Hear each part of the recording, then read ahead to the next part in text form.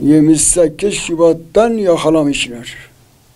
Aha 3 gün hiç haberimiz yoktu, yakalamış götürmüşler. Sonra haber geldi, ondan sonra biz ne yapacağız bilmiyorum artık. Yasak ettiler, evimize geldiler. Dedi, bir daha camiye gitmesin, ders vermesin Kur'an-ı Kerim. Kur'an-ı Kerim de İmam Hatibi okulu.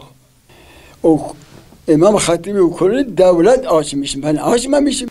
Peki bu Kur'an yer yasak mıdır? 30 sene ceza vermişti.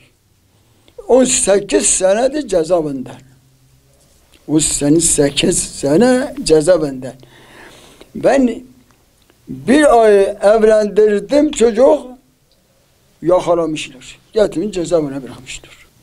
Benim hanımım da o derden 3 sene de rahmete gitmişti.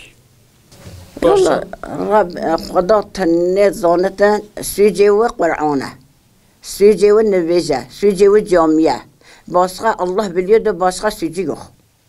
Tek namaz süc mü? Kur'an süc mü? Namaz süc mü? Amana davet hava sam de Mekke'te araya da girdin. Hengavara hafse da jino can cahil men ihtiyacım men wan derdan da mer.